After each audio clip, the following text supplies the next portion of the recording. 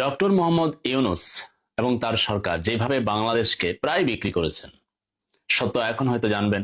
23শে April বৃহস্পতিবার বাংলাদেশ প্রতিদিন পত্রিকার রিপোর্ট। এখন আপনার প্রশ্ন আসতে পারে যে এই সংবাদ আগে কেন প্রচার হয় নাই। সাংবাদিক যে সরকার ক্ষমতায় থাকে তার বিরুদ্ধে লিখতে পারে না, লিখলে তারে বাটাম দেয়। এটাই বাংলাদেশ, এটাই গণতন্ত্র, কিছু করার নাই। তো এখন জানতে পারবেন যে চুক্তি দাসত্বের শৃঙ্খলে বন্দী করেছে দেশকে, এতটাই দাসত্ব।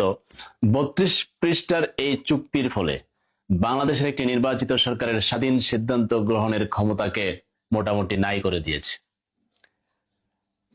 কার সাথে চুক্তি করেছে? আমেরিকা।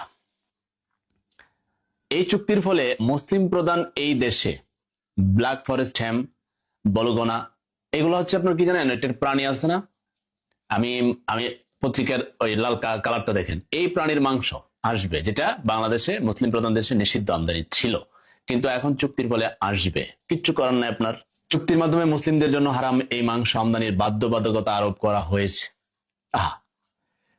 চুক্তির 6 নম্বর ধারায় বলা হয়েছে, বিমান বাংলাদেশ এয়ারলাইন্স 14টি বোয়িং উড়োজাহাজ কিনবে বলে অভিপ্রায় ব্যক্ত করেছে। ভবিষ্যতে আরো উড়োজাহাজ কেনার সুযোগ রয়েছে। বিমান বাংলাদেশ এয়ারলাইন্সের প্রতিযোগিতা মূল্য বিশ্ববাজারে থেকে উড়োজাহাজ কেনার অধিকার কেড়ে নেওয়া হয়েছে।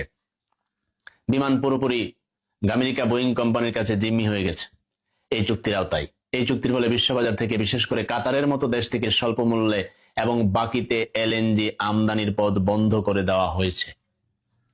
চুক্তিটা হয়েছে কিন্তু 9ই ফেব্রুয়ারি। এদিকে যখন 12ই ফেব্রুয়ারির নির্বাচনের ডামাডোল, এদিকে আরেক কারবার সারি ফেলাইছে সাবেক উপদেষ্টা, সাবেকই, বর্তমান তার পরিচয় যেটা আপনি জানেন, আর আমি উপদেষ্টার পরিচয় বললাম, খলিল সাহেব, উনি তো দায়িত্বে ছিলেন। বাংলাদেশ খাদ্যের স্বয়ংসম্পূর্ণ হওয়ার পথ রুদ্ধ হয়েছে। বাংলাদেশের প্রয়োজন থাকুক আর নাই থাকুক, খাদ্য নিরাপত্তা নিশ্চিত করতে বাংলাদেশ আমেরিকা থেকে কৃষি পণ্য আমদানি বৃদ্ধির উদ্যোগ নেবে। এসব পণ্যের মধ্যে আছে প্রতি বছর 7 লাখ মেট্রিক টন গম, এক বছরে সর্বোচ্চ $125 কোটি সয়াবিন ও সয়াবিনজাত পণ্য ও তুলা। কৃষি পণ্যের সম্ভাব্য মূল্য ধরা হয়েছে 3.5 বিলিয়ন বা $350 কোটি। এখন সরকার যে আবার এই চুক্তি মানবে না, তাহলে আবার সরকার নাই হয়ে যেতে পারে। সরকার কি করবে? আর তখন যে চুক্তি করছিল, তখন সরকার যারা নির্বাচনে অংশগ্রহণ করছিল তারাই বা কই ছিল? এখন আর চিল্লাই লাভ হইব? আচ্ছা, আরো কি করছে দেখি। বাংলাদেশের সামরিক খাতে কেনাকাটা আমেরিকার নিয়ন্ত্রণাধীন করা হয়েছে। চুক্তির 6 নম্বর ধারায় বলা হয়েছে, বাংলাদেশ আমেরিকা থেকে সামরিক সরঞ্জাম কেনা বৃদ্ধির উদ্যোগ নেবে। একই সঙ্গে কিছু নির্দিষ্ট দেশ থেকে সরঞ্জাম কেনা সীমিত রাখার চেষ্টা করবে। তবে কোন দেশ থেকে সামরিক সরঞ্জাম কেনা সীমিত করতে হবে তার চুক্তিতে উল্লেখ নেই।